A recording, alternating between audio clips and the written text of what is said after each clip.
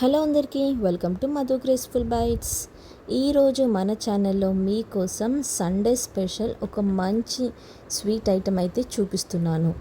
ఇది వచ్చేసి నేను జస్ట్ 4 ఇంగ్రీడియంట్స్ మాత్రమే వేసి ఈ డెలీషియస్ అయిన మిల్క్ కేక్ని చూపిస్తున్నాను.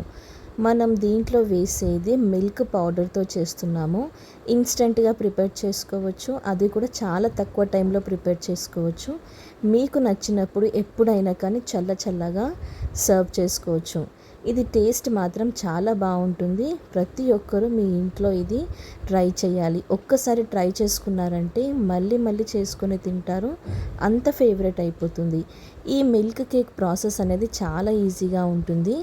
ఇక్కడ నేను ఈజీ ప్రాసెస్లో చూపిస్తున్నాను. వీడియో కంప్లీట్గా చూసి మీరు కూడా మీ ఇంట్లో తప్పకుండా ట్రై చేయండి. ముందుగా ఇక్కడ నేను 1 కప్ వరకు మిల్క్ పౌడర్ని తీసుకున్నాను. ఒకే కప్పుతోటి అన్ని మెజర్మెంట్స్ అనేది తీసుకోండి. అదే కప్పుతోటి 1 కప్ వరకు ఎండు కొబ్బరి పొడిని కూడా తీసుకుంటున్నాను. ఇలా మనం మిల్క్ పౌడర్ని ఎండు కొబ్బరిని వేసుకున్న తర్వాత అదే కప్పుతోటి 1 కప్పు వరకు పాలని కూడా తీసుకున్నాను. ఇవి పచ్చిపాలు తీసుకున్నాను నేను. ఇలా పచ్చిపాలు వేసుకొని కంప్లీట్ లో ఫ్లేమ్లో మాత్రమే దీన్ని మిక్స్ చేసుకోవాలి మనం. ఇక్కడ మనకి మిల్క్ పౌడర్, అలాగే కోకోనట్ పౌడర్, అలాగే పాలు అనేది మంచిగా మిక్స్ అయిపోవాలి. ఈ విధంగా మిక్స్ చేసుకున్న తర్వాత ఇలా మనకి కన్సిస్టెన్సీ అనేది చేంజ్ అయిపోతుంది. ఇలా అంతా కూడా కలిసిపోయి మనకి కొంచెం థిక్ క్రీమీ టెక్స్చర్ అనేది వస్తుంది. ఇక్కడ వీడియోలో చూపిస్తున్నాను కదా.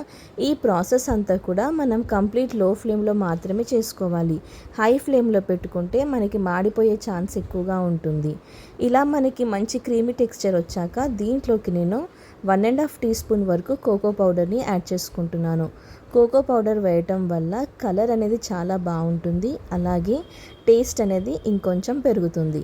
ఇలా కోకో పౌడర్ వేసాక కొద్దిగా దీంట్లో నేను బెల్లం పౌడర్ని కూడా వేసుకుంటున్నాను. బెల్లం పౌడర్ కూడా వేసుకొని ఒకసారి మనము మిక్స్ చేసుకోవాలి. ఈ విధంగా మిక్స్ చేసుకున్న తర్వాత దీంట్లోకి మనము 1 స్పూన్ వరకు నెయ్యి వేసుకొని మరొకసారి మిక్స్ చేసుకోవాలి. ఇలా మనం నెయ్యి వేస్తూ ఇలా మనం మంచి కన్సిస్టెన్సీ వచ్చేంత వరకు మిక్స్ చేసుకోవాలి. ఇక్కడ చూస్తున్నారు కదా, మంచిగా మనకి ప్యాన్ నుంచి సపరేట్ అయ్యేలాగా వచ్చింది. ఇప్పుడు దీన్ని నేను ఒక టిఫిన్ బాక్స్లోకి వేసుకుంటున్నాను. మనం దేంట్లోకి అయితే తీసుకుంటున్నామో దానికి మనం నెయ్యి అప్లై చేసుకొని పెట్టుకోవాలి. ముందుగానే నెయ్యి అప్లై చేసుకున్న ఈ బాక్స్లోకి మనం దీన్ని షిఫ్ట్ చేసేసుకోవాలి.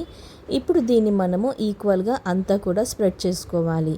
ఈ విధంగా స్ప్రెడ్ చేసుకున్న తర్వాత దీనిపైన కొద్దిగా నెయ్యి వేసుకొని మనం మరింత ఇలా స్ప్రెడ్ చేసుకోవాలి. సాఫ్ట్గా అయ్యేంత వరకు ఇలా ఈక్వల్గా స్ప్రెడ్ చేసుకోవాలి. ఇలా దీన్ని స్ప్రెడ్ చేసుకున్న తర్వాత ఒక 2 to 3 అవర్స్ వరకు దీన్ని మనము ఫ్రిడ్జ్లో పెట్టుకోవాలి.